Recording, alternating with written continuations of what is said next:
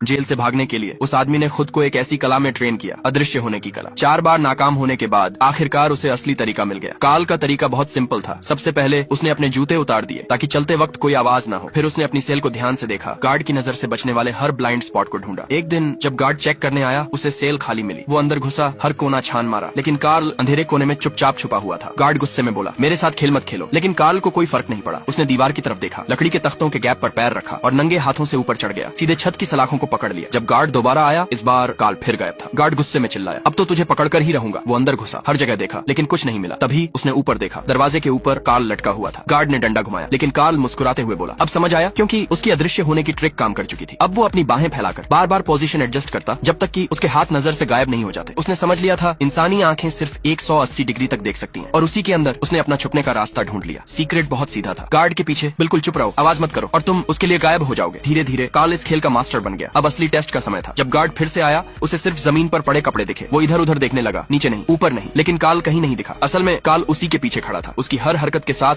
खुद को सिंक कर रहा था। गार्ड को अजीब सा महसूस हुआ। वो बोला, मुझे पता है तू यहीं कहीं है, लेकिन वो कितना भी ढूंढे, काल दिख ही नहीं रहा था। तभी उसकी नजर जमीन पर एक हल्की सी परछाई पर पड़ी। गार्ड ने घबराकर डंडा घुमाया, लेकिन काल हंस पड़ा। उसने अपनी हथेली पर एक आंख बनाई और खुद को गार्ड की नजर से देखने लगा। अब वो सिर्फ मूवमेंट कॉपी नहीं कर रहा था, वो गार्ड के दिमाग को भी पढ़ रहा था। लगातार प्रैक्टिस के बाद उसकी अदृश्य होने की कला लगभग परफेक्ट हो गई। अब तो उसकी परछाई भी नजर नहीं आती थी। अगली बार जब गार्ड आया, फिर से सेल खाली थी। वो गुस्से में चिल्लाया, आज मिलाना तो तोड़ दूंगा। वो हर जगह ढूंढने लगा, यहाँ तक कि जमीन तक देखने लगा, लेकिन कुछ नहीं मिला। तभी पीछे से काल ने वार किया और उसे जमीन पर दे मारा। गार्ड उठने ही वाला था कि काल ने एक और घूंसा मारा और उसे सेल के बाहर उछाल दिया। गार्ड डर के मारे कांप उठा, क्योंकि काल अब इंसान नहीं, एक भूत जैसा बन चुका था, पूरी तरह अदृश्य और पकड़ से बाहर। लेकिन जैसे ही वो आखिरकार भागने वाला था, उसे खबर मिली, उसकी सजा खत्म हो चुकी है, वो आजाद है। तो अब सवाल ये है, क्या सच में कोई इंसान अदृश्य हो सकता है, या ये सिर्फ दिमाग का खेल है?